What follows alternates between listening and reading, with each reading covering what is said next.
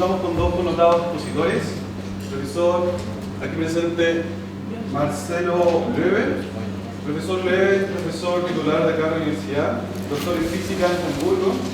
Y hoy día nos va a hablar del concepto de realidad filosófica desde la perspectiva de la física cuántica. Por su parte, después de la presentación del profesor Marcelo, va a venir el profesor Diego Romero, quien es licenciado y doctor en física por la Universidad Católica y magíster en filosofía de la física por la Universidad de Oxford, quien nos va a hablar dentro del área de filosofía de las ciencias acerca de la noción de realismo estructural. Cada expositor tendrá media hora para exponer y al final habrá una sección de preguntas del público. Así que tengo que dar un abrazo para...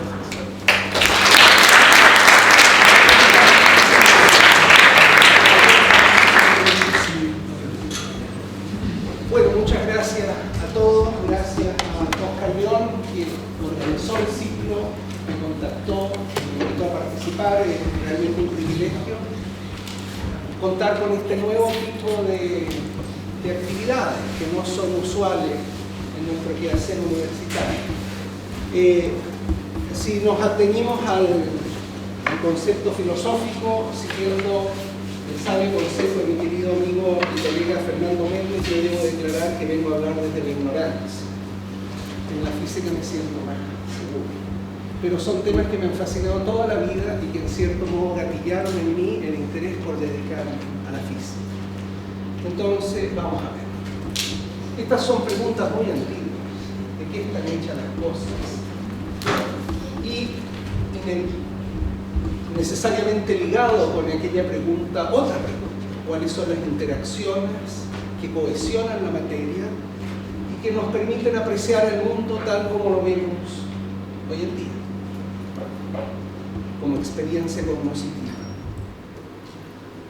En el Goethe, en Fausto, en la primera parte, yo lo voy a traducir, está esa célebre frase que dice que yo reconozca lo que en su intimidad mantiene cohesionado al mundo. Esa es la meta que siempre tuvo Fausto en su vida y que lo motivó a seguir adelante. Claro que la frase que sigue es lamentable porque dice que ha perdido el tiempo, que se perdió lo mejor de su vida y que no valió la pena. Pero la inquietud está presente siempre. Yo quiero partir con Immanuel Kant, el gran filósofo de Königsberg, que en mi opinión, lo poco que yo he aprendido y leído, yace en la base de todo el desarrollo de la epistemología moderna en la filosofía. Tan pronto uno empieza a leer sobre filosofía de la ciencia, filosofía del conocimiento, impaaritablemente, más temprano que tarde, uno termina enfrentándose con Kant y su filosofía o su visión. Básicamente, y esto es de forma extremadamente abreviada, lo que Kant pretende introducir en la crítica de la razón pura es la interpretación de dos mundos que se llama idealismo trascendente. Distingue entre el mundo de las apariencias y el mundo de las cosas en sí, tal cual lo llaman, las cosas en sí. Hablemos un poquito de las cosas en sí. Estas son cosas o hechos o entes absolutamente reales. Esto es interesante, en el sentido de que ellas existirían con cualquiera que sean las propiedades que pudieran tener, con prescindencia de la existencia de humanos que pudieran percibir, es decir, una realidad externa que trasciende a la experiencia cognoscitiva empírica de las personas a través de los laboratorios, de los equipos de medición. Se supone que esa realidad está allí antes que nosotros podamos decir nada al respecto. En cambio, las apariencias no son absolutamente reales en este sentido, por cuanto su existencia y propiedades dependen de la percepción. Yo puse entre paréntesis mediciones humanas, en vez de humanas pueden reemplazar mediciones de equipos experimentales, con el grado de sofisticación que ustedes se pueden imaginar. En todo caso, el mundo de las apariencias serían, en consecuencia, representaciones mentales de observaciones. Y las apariencias nos alejan de la realidad de las cosas en sí. Olvidé mencionar que las cosas en sí, dado que es una realidad eterna, externa a nosotros, son atemporales y sin realización espacial, nos dice Kant. A mí me interesa comentar además, porque va a ser interesante cuando comience a hablar de física cuántica, el tema de las categorías a priorísticas que Kant formula. Estas son condiciones que él imagina son necesarias para pensar en conocer, pensar en hacer una experiencia cognoscitiva de la naturaleza o de la realidad. Un poquitito de categorías. A priori, los elementos, que son las categorías a priorísticas, son elementos, estructuras, o como quieran llamarlo, o conocimientos que no tienen un origen empírico, pues descansan en la naturaleza de la propia razón. Esto es muy interesante, esto ya nos remonta en una versión más depurada al mensaje original de Platón de la realidad ideal externa. Pero estos son elementos que viven fuera del conocimiento empírico y que yacen como una condición previa a que el hombre pueda conocer algo. Entre estas categorías Kant incluye el tiempo y el espacio. El tiempo y el espacio son conceptos a priorísticos, necesidades que la mente requiere para poder conocer. Y después, previas al posible conocimiento. Y la experiencia, que conduce a condiciones a posteriori, que es la otra clasificación, requiere de un espacio y un tiempo a priori. Es muy notable, hay que entender a Kant como un hombre de su tiempo. Kant, lo vieron ustedes, en 1741 nace, o sea, poco tiempo después que muriera Newton. Es un hombre de esa época. En nuestra perspectiva actual, Kant se sorprendería extremadamente si escuchara hablar que los físicos consideran el número de dimensiones del espacio-tiempo como una eventual variable dinámica en la evolución del universo. Sospechamos fuertemente que en los comienzos del universo el número de dimensiones del espacio-tiempo no era lo que era, es una variable dinámica que evoluciona y a la que le ocurren cosas. Pero sigamos enfocándonos en esta perspectiva histórica. Y Kant hizo suya la definición que nos da Newton en los principios matemáticos sobre el tiempo, y esto está extraído literalmente de los principios. Newton nos dice el tiempo absoluto, verdadero y matemático. Esto suena a las condiciones a priorísticas de Kant. O duración, fluye uniforme e igualmente por propia naturaleza e independientemente de cualquier factor externo. El tiempo relativo, en cambio, aparente y ordinario, es alguna medida de la duración por medio del movimiento, como el de un reloj, por ejemplo, que es el que se usa ordinariamente en vez del tiempo verdadero. Es notable esta definición porque desde la perspectiva de un físico, sobre todo la primera parte, no dice mucho. No dice mucho porque para entender aquella frase que habla el tiempo verdadero que fluye uniformemente. ¿Qué es lo que es fluir uniformemente si no se dispone ya del concepto de tiempo para medir ese grado de uniformidad? De modo que no es una verdad o un statement, yo creo, de gran interés desde el punto de vista de la física. La física aparece en la segunda parte de la frase, el tiempo aparente. Y el tiempo verdadero es una entelequia que está allí y que concuerda plenamente con el concepto de categoría cognoscitiva a priori. Ahora es interesante cómo la física acude al rescate de estos conceptos metafísicos. Y quiero señalar que metafísica es definida por Kant como el intento cognoscitivo con prescindencia de cualquier elemento empírico. O sea, el conocimiento que se puede adquirir solamente por el uso de la razón, eso es metafísica para Kant. Y en ese sentido yo voy a hablar de metafísica. De modo que el tiempo verdadero al que alude Newton es un tiempo metafísico. Einstein en 1905, en el famoso paper de la relatividad especial, rescata ese tiempo y lo pone a disposición de los físicos, siguiendo un poco el espíritu de la segunda frase de Newton. Pero él lo define simplemente como que el tiempo es lo que marcan los relojes. Eso suena extremadamente barato, extremadamente de cosas de la vida diaria.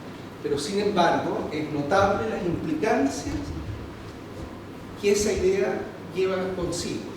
Por ejemplo, podemos entender por qué relojes puestos a distintas alturas marchan con velocidades diferentes. De modo que el tiempo es lo que vamos a medir en los relojes. Y dejamos, al menos en la física, la idea de este tiempo a priorístico que existe, tal cual. Pero sin embargo, ahora voy a hablar un poquito de física cuántica, muy breve, pero vamos a volver a retomar estos conceptos posteriormente. La física cuántica la podemos abordar desde muchas perspectivas. Yo me voy a remontar al famoso experimento de 1911, donde Ernst Rutherford en realidad no era quien hizo el experimento, sino que fueron Geiger y Marx, pero Geiger y Marx eran sus jóvenes ayudantes, y en la historia esto quedó como el experimento Rutherford, pero probablemente se asomó un par de veces. No voy a describir el experimento, pero este experimento es extraordinariamente trascendente porque condujo a la primera concepción del átomo realmente interesante. Había una anterior, pero que era muy contradictoria, que era este modelo atómico. Toda la materia del átomo concentrada en un centro, cargado positivamente, extremadamente masivo, en torno al cual de algún modo orbitan los electrones, y la gente esto lo relacionó inmediatamente con el modelo planetario del sistema solar. Sin embargo, esto está profundamente equivocado. No puede tener existencia física este modelo así concebido. Esta imagen resultará falsa. Entonces, vamos a saltar. Lo que se midió realmente, lo que uno mide de los átomos, son, por ejemplo, excitar al átomo y esperar que este átomo vuelva a su estado fundamental emitiendo luz. Uno estudia esas líneas espectrales. Y ese es el conocimiento que uno tiene sobre el átomo. Si uno se toma en serio el modelo de Rutherford, uno concluye que es absolutamente inestable, porque un electrón dando vuelta en torno al núcleo, el núcleo se llama ese centro masivo, está en un estado acelerado, y la electrodinámica clásica de Maxwell nos enseña que un electrón acelerado irradia, emite luz, y al emitir luz pierde energía y cae al núcleo. Y ustedes dirán, bueno, pero a lo mejor caen 4 siglos. No, caen 10 a la menos 9 segundos. Cálculo súper cosa. De modo que este átomo es absolutamente inestable. Y sin embargo, este modelo conlleva algo de verdad, porque los experimentos mostraron que efectivamente los electrones estarían en otra parte y no en el núcleo.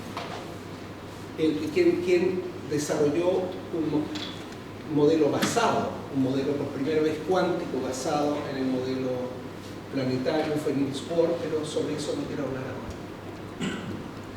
Hablemos de los espíritus radicales. Los espíritus radicales son los físicos que nos presentaron una visión totalmente distinta del mundo. Yo creo que un héroe máximo de esta pléyade de personas, incluyen a Schrödinger, Dirac, Max Born, el mismo Niels Bohr, es sin duda este joven Heisenberg. Heisenberg en 1925, probablemente con 24 años de edad, propuso construir una teoría basada exclusivamente en observables. Él se dijo, mire, no sé si hay órbitas en el núcleo. Al fin y al cabo yo no observo las órbitas en el núcleo, sino que observo consecuencias de esa estructura electrónica que son los espectros de líneas o de emisión de luz. Y en base a eso infiero la posible existencia de órbitas, pero jamás he visto las órbitas. Entonces, Heisenberg se propuso construir una teoría basada exclusivamente en observables. Esto es curioso, porque esto es lo que se llama positivismo en filosofía. Solamente se refiere a las cosas que puede medir y ni siquiera piensa en la existencia de una realidad independiente previa al conocimiento empírico. Pero sin embargo acá vamos a ver cómo ocurre una cosa muy curiosa. Entonces, él descubrió un hecho súper interesante 2 años después de cuando formuló y desarrolló esta primera teoría basada en observables. Descubrió algo que en mi opinión es el núcleo central de la física cuántica. Si alguien me pregunta, dime, ¿dónde yace el core, el corazón, la esencia en la física cuántica? Yo diría que yace en el concepto del principio de incertidumbre. ¿Qué dice esto? Bueno, ustedes lo han leído, han escuchado hablar, esto ya es algo bastante popular, que no puede conocer simultáneamente la posición y el momento. Un momento, esa letra P es la masa por la velocidad, o sea, no puedes conocer la posición y la velocidad con exactitud, con lo que inmediatamente el concepto de órbita en un sentido de la mecánica clásica desaparece. Eso tiene una traducción, se puede demostrar que esto es equivalente a decir que tampoco conoces exactamente la energía si es que medir esa energía toma un cierto intervalo de tiempo. El intervalo de tiempo asociado en la medición implica una cierta incertidumbre en el valor de la energía que mides. Este principio es como un velo protector que no nos permite llegar a la realidad más íntima de la materia. Está protegido, pero es muy importante que esté protegido porque permite el mundo cuántico como lo conocemos. Esta es la isla de Helgoland, queda en el Mar del Norte. En la Segunda Guerra fue usada como para guardar submarinos, qué sé yo, pero juega un rol muy importante porque en esta isla es donde Heisenberg descubrió y desarrolló su idea de construir una teoría positivista basada exclusivamente en observables. Y él quiso entender el átomo de hidrógeno. Comenzó con su trabajo en Göttingen, donde era asistente del profesor Max Born, pero él cuenta en su libro, que lo tengo acá conmigo, que fue víctima de fiebre de heno, o alergia, y tuvo que, por indicación médica, dejar Göttingen y ir a un lugar con brisas marinas. Se fue a Helgoland por 2 semanas.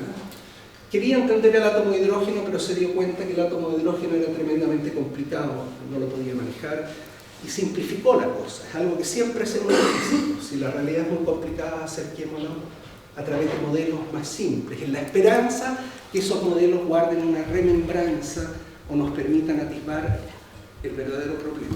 No siempre tenemos éxito en la empresa. Y entonces, en vez de trabajar el átomo de hidrógeno, dijo: voy a trabajar nada más. Imaginemos que el átomo fuera un electrón atado por un resorte al núcleo, un oscilador armónico. Y comenzó a trabajar, y en el libro, que se llama Der Teil und das Ganze, o la parte y el todo, comenta lo siguiente: ya eran casi las 3 de la madrugada cuando el resultado final del cálculo estuvo frente a mí. ¿Qué es lo que quería él calcular? Él quería ver si su procedimiento era consistente, y se dio cuenta que la consistencia requería de la conservación de la energía. Entonces él calculó todos los procesos y cuenta que se equivocaba, que estaba muy nervioso, que avanzaba, pero finalmente llegó a tener clarísimo que la conservación de la energía se había mostrado válida en todas sus partes. Y esto fue un trabajo de matemática. Él estaba calculando, usando metodologías de matemática. Y como esto surgió por sí mismo, sin ninguna constricción, ya no pude dudar que la mecánica cuántica era una estructura completa, libre de contradicción. En un primer momento me sentí profundamente conmovido. Tuve la sensación de contemplar una base que yacía debajo de las apariencias, de la superficie de las apariencias atómicas, de una sorprendente belleza interna. Sigue agregando, no me ocupo en la transparencia, que además le produjo una especie de mareo, darse cuenta que él podía accesar a esa belleza, a esa realidad subyacente a través de un lenguaje matemático. O sea, las matemáticas revelaban esa cosa que estaba por debajo. Esta realidad subyacente hemos aprendido hoy en día sorprendentemente abstracta. Cuando un físico habla de un problema de mecánica cuántica, como lo hacemos muchos a menudo, la imagen de la pelotita que gira es una primerísima imagen, pero enseguida nos desenvolvemos en un lenguaje que es totalmente abstracto, que el espacio es Hilbert, que los operadores elípticos, etcétera, etcétera. Y esa pasa a ser la realidad a la que nos referimos a diario. En consecuencia, yo tiendo a pensar que esa realidad subyacente pareciera acercarse a lo que Kant definía como la cosa en sí. Y esa cosa pareciera que tiene que ver con matemática, como una realidad externa a la realidad física a la que nos movemos a diario. Hechos extraordinarios de la mecánica cuántica. Un hecho extraordinario. Al medir, y medir significa interactuar con un equipo, un aparato donde hay una agujita que se mueve, algo, se altera fundamentalmente y en forma inevitable las características del sistema cuántico. El resultado, y además, eso es una cosa, y además que no sabes, no puedes predecir con certeza cuál va a ser el resultado de una medición, porque solamente vas a conocer la probabilidad de obtener un cierto resultado. Entonces esto nos lleva a una pregunta sorprendente. ¿Existe una realidad independiente del observador? ¿Por qué? Por cuanto esta sería la realidad que tú aprendes a través de la experiencia, porque el hecho de observarla la altera profundamente. Y esto ahora, y esto es el hecho curioso que a mí me llama mucho la atención, partiendo de una visión extraordinariamente positivista, como es la que propone Heisenberg al desarrollar la mecánica cuántica, terminamos con una entelequia, en principio, que nos lleva peligrosamente cerca de Berkeley y Hume, quienes dijeron que la realidad es producto de la mente. Esto es el idealismo extremo de la filosofía inglesa. Kant acepta parte de la realidad, pero la deja como realidad escondida. Esa realidad que es la cosa en sí. Yo tengo la firme convicción que la cosa en sí es una realidad matemática. Pero eso es una opinión personal, probablemente me pueden echar la patada. Otro hecho notable, que es interesante, pero no tanto para nuestra discusión, es que cuando miden en un laboratorio, el aparato de medición es inevitablemente un objeto clásico. Es un aparato que mide 10 centímetros por 20, pesa un par de kilos, tiene cables, etc. No es un objeto cuántico. Objetos cuánticos son objetos chiquititos, que viven en distancias del orden de los tamaños atómicos o menores. Y en este sentido, conocer la realidad cuántica pasa por la física clásica. En este sentido, la física cuántica no es totalmente completa, no puede prescindir de la física clásica, y esto es una suerte de paradoja. Entonces, todo esto, vuelvo a preguntar, ¿cuál es la realidad subyacente? Todo parece indicar que cualquier referencia a esta realidad es abstracta y pasa por constructos de imágenes matemáticas sofisticadas. La realidad en el sentido de lo tangible, de lo que percibimos a diario, cuando vamos a los mundos cuánticos, se empieza a diluir. La cosa en sí de Kant requiere de imágenes muy radicales, abstractas, nuevas y que inevitablemente son de origen matemático. De ahí esta frase que a mí me gusta mucho. Hay un libro que editó Stephen Hawking que se llama The Dreams That Stuff is Made Of, los sueños de los que está hecho la materia. Y ese libro contiene una recopilación de todos los artículos fundamentales de la física cuántica. Están 4 papers de Schrödinger, los papers de Heisenberg, conferencias de Heisenberg, y llega hasta la teoría cuántica de campo. Parece que es verdad que la realidad está hecha de sueños, ¿cierto? Sueños que se manifiestan en un lenguaje matemático.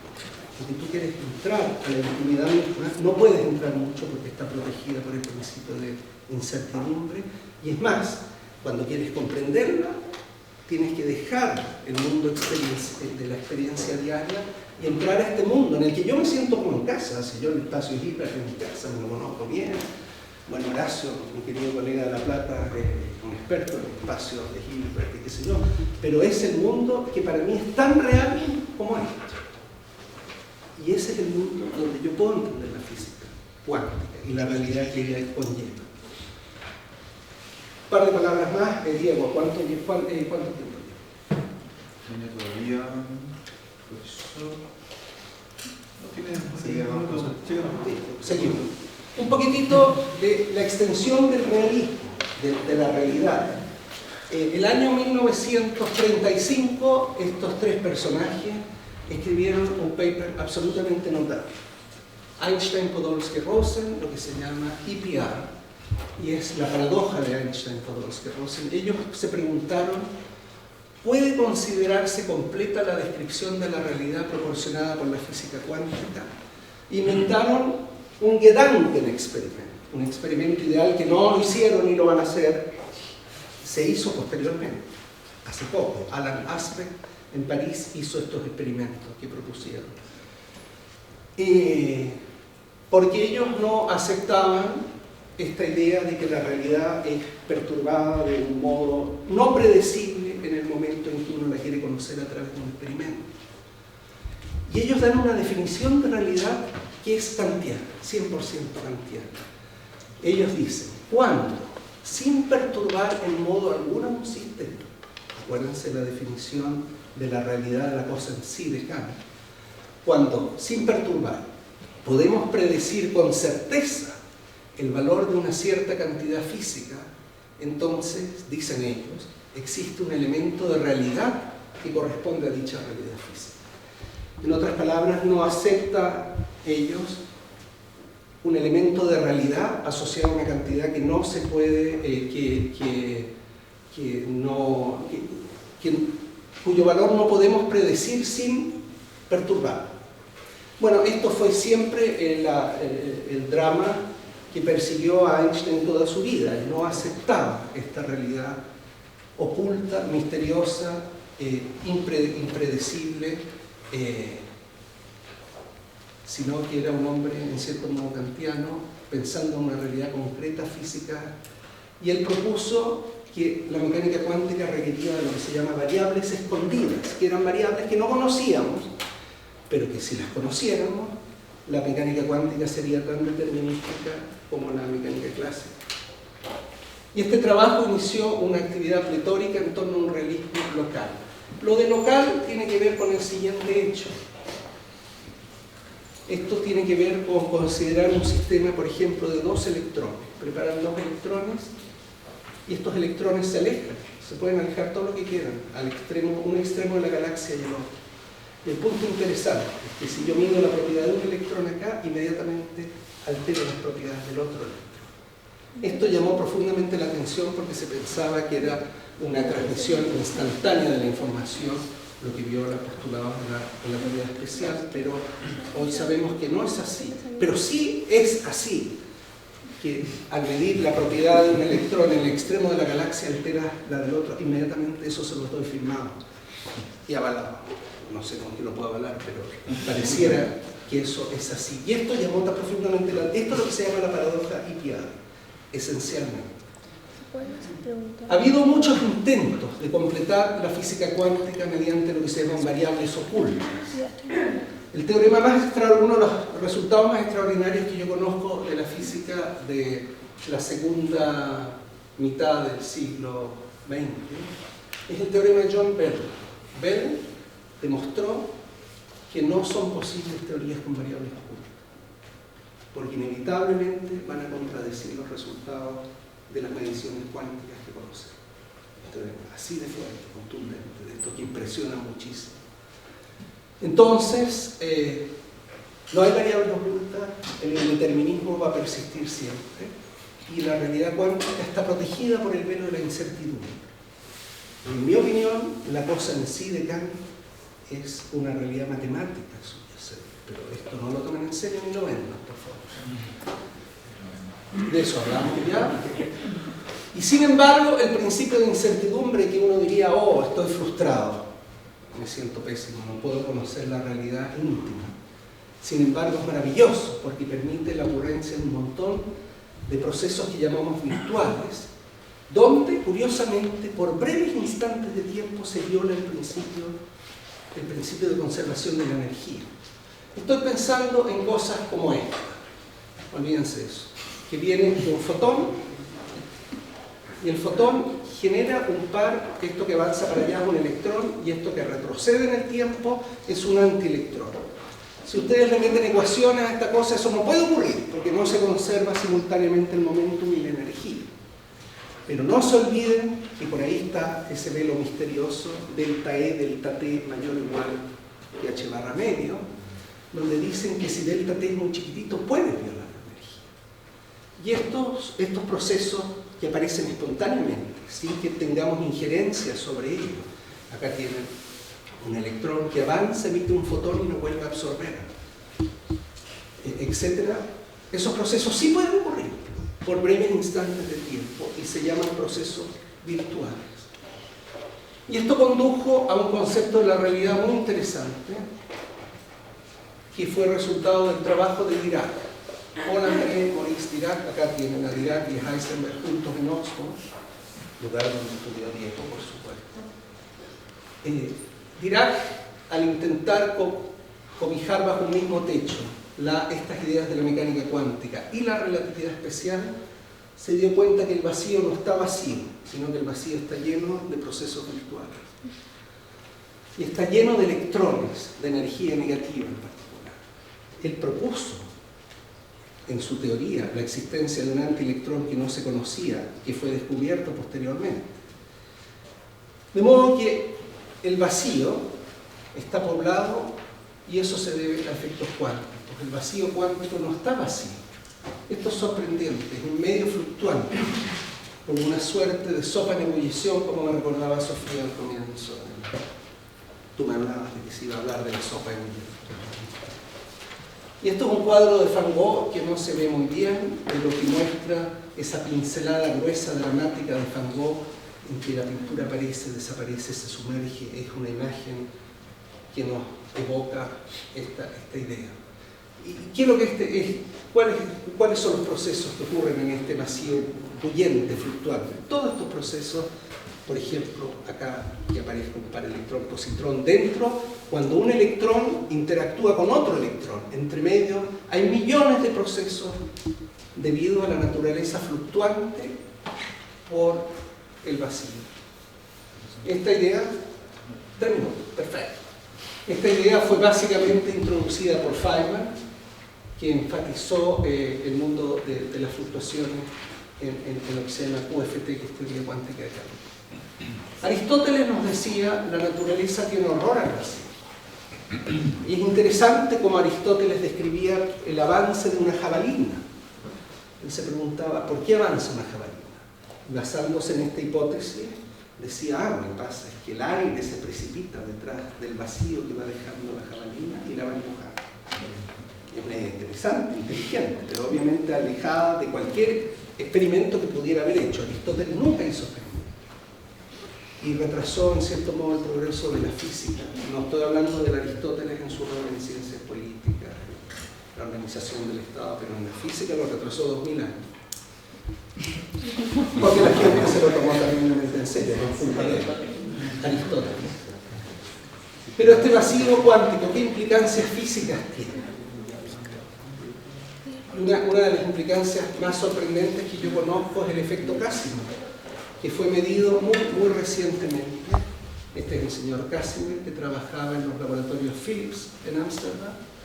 Consiste simplemente en que pongan dos láminas metálicas muy delgaditas, muy cercanas, no están cargadas, dos láminas metálicas, y van a ver que hay una fuerza atractiva entre ellas. Uno puede demostrar que la fuerza atractiva entre esas láminas surge de las fluctuaciones del vacío, y eso está medido empíricamente. Hay muchas otras cosas. Otra sorprendente consecuencia de esto es que la masa, la letra M de F igual a M por A, de E igual a MC cuadrado, la masa, se origina en el vacío, por algo que llamamos ruptura de simetría, y esto es el llamado mecanismo de Higgs. No tengo tiempo de hablar, pero quiero solamente mencionar posibles implicancias dramáticamente importantes de esta idea. Futuro. El futuro, yo diría que probablemente el desarrollo de conceptos cuánticos nos van a conducir a un futuro absolutamente impensable, diría, tanto desde el punto de vista práctico como conceptual. Estoy pensando en computadores cuánticos basados en la idea de entrelazamiento. Estoy pensando en un conocimiento más desarrollado, más cercano a los primeros instantes de esta historia. Me refiero a la física del Big Bang. Y yo creo que toda la sociedad va a cambiar producto de este esfuerzo. Me cuesta imaginar el desarrollo de una idea, cualquiera, estoy hablando de la física cuántica, que haya introducido cambios más radicales en nuestra sociología, en cómo vivimos. Ustedes tal vez no se dan cuenta, pero cuando hablan por un teléfono celular, cuando juegan al videogame, cuando prenden el computador, lo que está subyacente es la física cuántica. Nada de eso sería posible sin fenómenos cuánticos como el efecto túnel, que no tienen analogía y que están clásicas y que están ciertamente protegidos por ese velo misterioso. Más o menos eso es lo que yo quería mostrar. Muchas gracias.